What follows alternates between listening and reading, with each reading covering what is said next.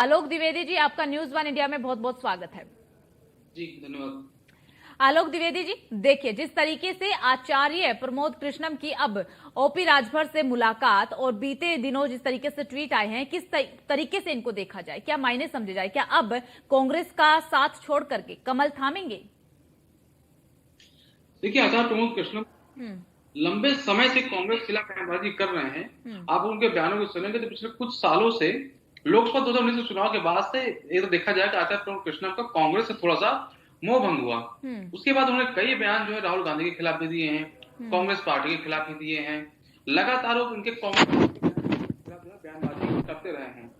जहां तक मुझे ऐसा लगता है कि कुछ कुछ इनका थोड़ा झुकाव है जो भाजपा के प्रति है, क्योंकि ये प्रधानमंत्री मोदी की तारीफ करते हुए नजर आए हैं। तो मुझे ऐसा लग रहा है कि इनका झुकाव थोड़ा सा भाजपा की तरफ है। अब चूंकि ओम प्रकाश राजभर जो है वो एनडीए में आ गए हैं और एनडीए में आने के बाद मुझे ऐसा लग रहा है कि शायद भाजपा हो सकता है ओम प्रकाश राजभर को 2 सीट दे। लेकिन 2 सीट में से जाहिर सी बात है एक सीट पे तो ओम प्रकाश राजभर के बेटे चुनाव लड़ेंगे, दूसरी सीट जो रहेगी वो भी पूर्वांचल की रहेगी। पिछला चुनाव जो है वो प्रमोद कृष्णम जी ने कांग्रेस पार्टी से लखनऊ से लड़ा था, जहां पर कुछ खास सफलता नहीं मिली, वो एक तरफ तो भाग रहा है।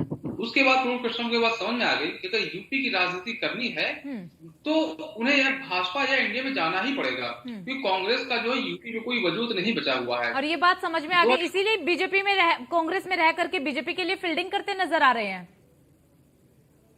हाँ, अगर आप उनका बयान देखेंगे तो उससे आपको यही महसूस होगा कि आचार्य प्रमोद कृष्णम जी जो है वो भाजपा के पक्ष में बयानबाजी लगातार करते रहे हैं और कहीं ना कहीं कांग्रेस के बीच दुविधापूर्ण स्थिति बन जाती है। लेकिन दूसरा पक्ष ये भी देखना पड़ेगा, आचार्य प्रमोद कृष्णम के खुद का एक बहुत बड़ा कद है, ये बहुत बड़े नेता हैं, इसलिए आज तक जो है कांग्रेस जो है वो उनको पार्टी से निष्कासित नहीं कर पाई है। आपको याद होगा 2019 का लोकसभा चुनाव हुआ था, कांग्रेस ने यूपी में सिर्फ एकमात्र सीट जीती थी, ओपी रायबरेली।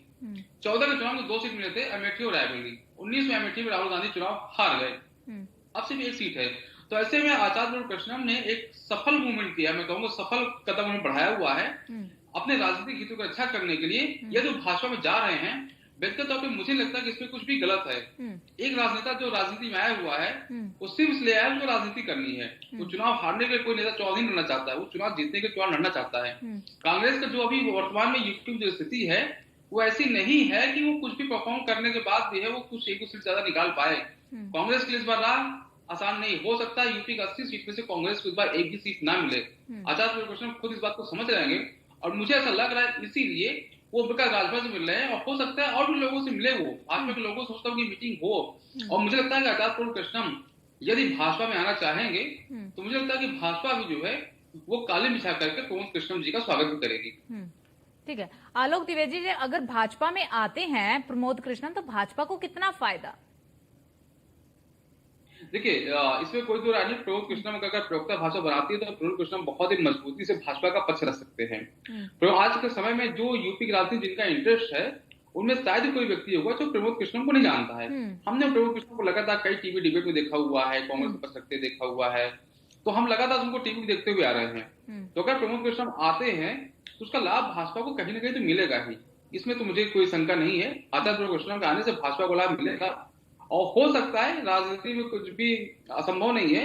हो सकता है हम प्रमोद कृष्णम को राजभर की पार्टी में देखें या भाजपा में देखें, तो इसमें कुछ भी असंभव नहीं है।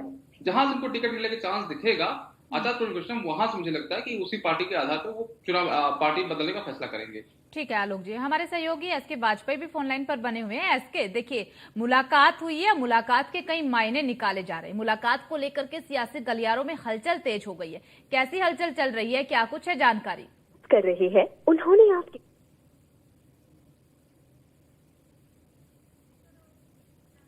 एसके से एक बार फिर संपर्क करने की कोशिश करेंगे, तकनीकी खामी की वजह से संपर्क टूट गया है। आलोक जी, देखिए, क्या माना जाए, आचार्य प्रमोद कृष्णम को कांग्रेस वर्किंग कमेटी में जगह नहीं मिली, राज्यसभा में भी नहीं भेजा गया, उसी की नाराजगी का असर है कि ये बयान और ट्वीट जो आ रहे हैं, जो मुलाकातें हो रही है, उसी का असर है क्या? इनके जो बयानों की श्रृंखला रही है अगर उसको देखेंगे तो ऐसा मुझे महसूस होता है जब इमरान प्रताप गढ़ी को कांग्रेस ने राज्यसभा उम्मीदवार बनाया था, उसके बाद से अगर देखेंगे तो प्रमोद कृष्णम की जो कटुता है वो थोड़ा सा कांग्रेस से बढ़ी जो है। और उसके बाद जो है इनके लगातार जो है कांग्रेस के खिलाफ बयान आते रहे हैं। क्योंकि प्रमोद कृष्णम जी का कद इतना बड़ा है तो पार्टी को राज्यसभा भेज सकती थी और उसको पार्टी को ज्यादा लाभ मिलता। इमरान प्रतापगढ़ी को शायद राज्यसभा एमपी जो तक नॉमिनेट नहीं थे, उनको शायद ही कुछ लोग जानते थे। नहीं, इमरान प्रतापगढ़ी का कोई इतना बड़ा कद नहीं था कि उनको लोग जानते थे। बस प्रमोद कृष्णम का एक बड़ा कद था, तो पार्टी उनको राज्यसभा भेजना चाहिए था। जैसे प्रमोद तिवारी को उसी समय राज्यसभा भेजा गया। यूपी में इनके पास कांग्रेस के पास सीट थी, जानते थे यूपी से प्रमोद तिवारी राज्यसभा भेज नहीं सकते हैं, तो उनको राजस्थान जो है कांग्रेस ने राज्यसभा भेज दिया। मुझे लगता है प्रमोद कृष्णम के लिए भी कांग्रेस को कहीं न कहीं कुछ जगह निकालनी चाहिए थी और उनको जो है आगे बढ़ाना चाहिए था। क्योंकि अच्छा, कांग्रेस की कमियां यही रही हैं, जो इनके बड़े नेता रहे हैं उनको ये लोग दबाने का प्रयास करते रहे हैं। इमरान प्रतापगढ़ी जो है अगर प्रमोद कृष्णम को लोग आगे बढ़ाते तो इसका कांग्रेस को दूरगामी जो परिणाम होता कांग्रेस के पक्ष में रहता और उससे उनको लाभ मिलता। आज अगर प्रमोद कृष्णम कांग्रेस छोड़ के भाजपा में जाते हैं तो उससे कांग्रेस कहीं न कहीं यूपी में कमजोर ही होगी। ठीक है, आलोक जी आप हमारे साथ बने रहिएगा, आगे भी आपसे जानकारी लेंगे।